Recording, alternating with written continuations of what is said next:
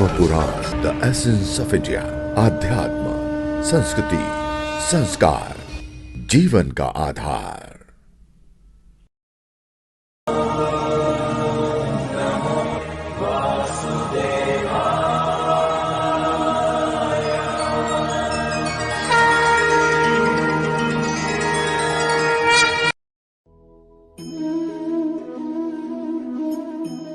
श्री कृष्ण को भगवान का पूर्ण अवतार माना जाता है, इसलिए उनको पूर्ण ब्रह्म और पूर्ण परमेश्वर भी कहा जाता है। उनमें 16 कलाएं यानी दुर्लभतम विशेषताएं थी। उनकी 16,000 रानियां थी। गोकुल में उनके साथ 16,000 गोपियां थी। साथ ही उनके 16 प्रमुख सखा थे। इस प्रकार 16 का आंकड़ा उनके साथ खास तौर से जुड़ा हुआ है। ये बात भी उल्लेखनीय है कि भगवान विष्णु के पार्षद भी 16 ही हैं। श्री कृष्ण हर दृष्टि से 16 आने खरे हैं। श्री कृष्ण जब गोकुल में बाल लीलाएं कर रहे थे तो सारा गोकुल धाम ही उन्हें अपना सबसे प्रिय मानता था। श्री कृष्ण के साथ अपनेपन का सबसे बड़ा कारण यह था कि ब्रज मंडल के मुखिया के पुत्र होने के बावजूद किसी के साथ भेदभाव नहीं करते थे।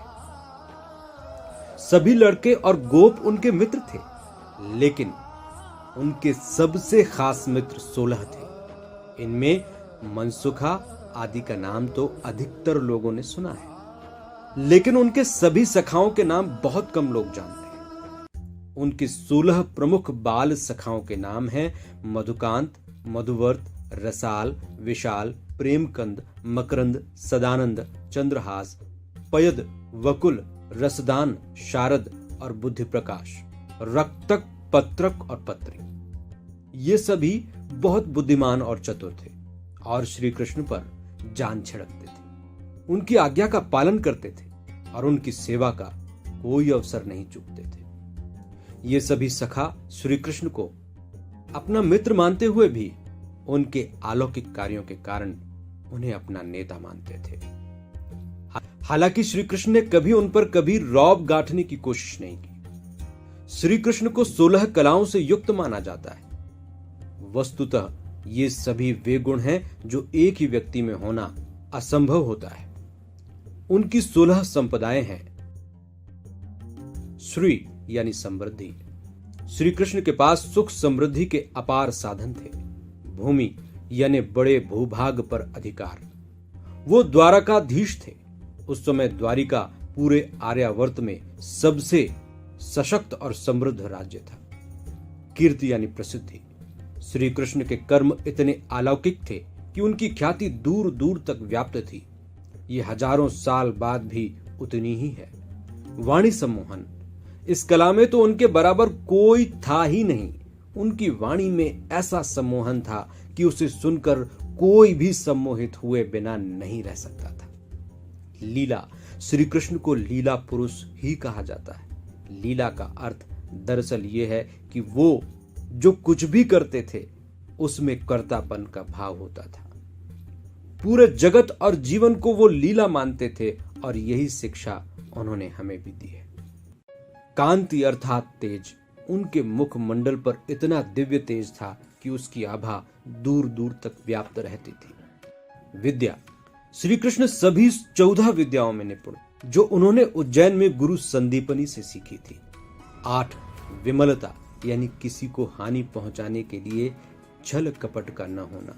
अनेक बार उन्हें सत्य की रक्षा के लिए छल का सहारा लेना पड़ा, लेकिन उनका मकसद कभी किसी को हानि पहुंचाना नहीं रहा। वस्तुतः वो पूरी तरह छल रहित थे। 9 उत्कर्षणी शक्ति यानी दूसरों को प्रेरित करने की क्षमता। उनमें दूसरों को प्रेरित करने की क्षमता बचपन से ही थी। अपने कर्तव्य से विमुख हुए अर्जुन को उन्होंने कर्म के लिए प्रेरित किया।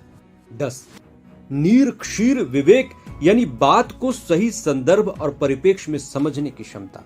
उनमें हर विषय को सही सही समझने की अद्भुत क्षमता थी। जिस बात को समझने में बड़े बड़े ज्ञानी बहुत समय लगाते थे, वो उसे एक पल में समझ लेते थे। 11 कर्मठता यानी कर्मशीलता। ये तो उनका प्रमुख गुण है। वो सदा कर्मशील रहे और उन्होंने कर्म का ही संदेश दिया है। 12 योग शक्ति यानी योग की सभी विभूतियों से युक्त श्री कृष्ण योगेश्वर हैं। योग की सारी विभूतियां उनमें हैं। योग माया उनकी आज्ञा का पालन करती है। 13 विनय यानी विनम्रता। श्री कृष्ण सदा बहुत विनम्र रहते रहे। इतनी अपार शक्तियों के स्वामी होने के बावजूद उन्होंने किसी का अपमान नहीं किया और गुणी जन के सामने सदा नतमस्तक रहे। 14 सत्य की धारणा यानी सत्य को धारण करना। उन्होंने जीवन भर सत्य को धारण किया और सदा सत्य का ही पक्ष लिया। उनके लिए इस बात का कोई महत्व नहीं था कि उनका कोई क्या है। 15 आधिपत्य यानी किसी पर जोर जबरदस्ती नहीं करना। श्री कृष्ण के जीवन में ऐसा कोई उदाहरण नहीं मिलता कि उन्होंने किसी पर जोर जबरदस्ती कर उसका कुछ छीना हो या उस पर अपना अधिकार कर लिया। 16 अनुग्रह यानी दूसरों पर कृपा कर उनका कल्याण करना। श्री कृष्ण परम कृपालु हैं। वो सदा दूसरों पर अनुग्रह करते हैं, यहाँ तक कि जिन राक्षसों को उन्होंने मारा वे भी तर गए। श्री कृष्ण को लोग प्रेम से और कुछ लोग द्वेषवश छलिया कहते हैं। उन्होंने यदि ऐसा कोई कार्य किया जो सामान्य भाषा में छल कहा जाता है तो उसका उद्देश्य जन कल्याण और सत्य की रक्षा ही था। उनके जीवन में अनेक ऐसे अवसर आए जब उन्हें इस प्रकार से लोक कल्याण और सत्य की रक्षा करनी पड़ी। जहां तक श्री कृष्ण की 16,000 रानियों का सवाल है तो इसे सही संदर्भ और अर्थ में समझना पड़ेगा। वैसे तो उनकी सिर्फ 8 रानियां थी, रुक्मणी, जाम्बती, सत्यभामा, कालिंदी, मित्रविंदा, सत्य, भद्र और लक्ष्मणा। लेकिन लोक प्रचलित बात यह है कि इनके अलावा उनकी 16,000 रानियां और थीं। पुराणों में उल्लेख आता है कि ब्रह्मा जी से वरदान पाकर नरकासुर नाम का एक भयानक असुर बहुत आतताई हो गया। उसने अमर होने के लिए 16,000 कन्याओं की बलि चढ़ाने का निश्चय कर उन्हें बंदी बना लिया। श्री कृष्ण ने अपनी पत्नी सत्यभामा के साथ उसकी नगरी में जाकर उससे युद्ध किया और उसे परास्त कर मार डाला। उसके द्वारा बलि के लिए बंदी बनाई गई 16,000 कन्याओं को उन्होंने मुक्त कर उन्हें अपने घर जाने को कहा। उन कन्याओं ने कहा कि हमें तो हमारे परिवार वालों ने त्याग दिया है। कुछ ने कहा कि यहाँ बंदी रहने के बाद उनके परिवार वाले उन्हें वापस नहीं लेंगे। अब तो आप ही हमारे स्वामी हैं। हम मन ही मन आपको ही अपना पति मान बैठे हैं। पुराणों के अनुसार श्री कृष्ण ने 16,000 रूप धरकर उनसे विवाह कर उन्हें पत्नी का दर्जा दिया। इस प्रकार तकनीकी रूप से भले ही ये कहा जाए कि उनकी 16,000 रानियां थीं, लेकिन इसका ये अर्थ नहीं है कि वे उनके साथ उनकी पत्नियों के रूप में रहते। वस्तुतः श्री कृष्ण के जीवन और उनकी लीलाओं को समझना मनुष्य के वश की बात नहीं है। यह और बात है कि यदि वो किसी को समझाना चाहे तो उसे समझ आ जाता है, फिर वो उनका ही दीवाना होकर रह जाता है।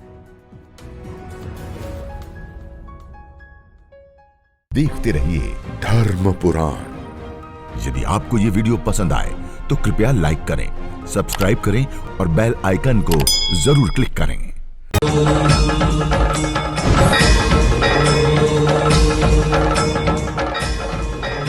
धर्म पुराण, द एसेंस ऑफ इंडिया। आध्यात्म, संस्कृति, संस्कार, जीवन का आधार।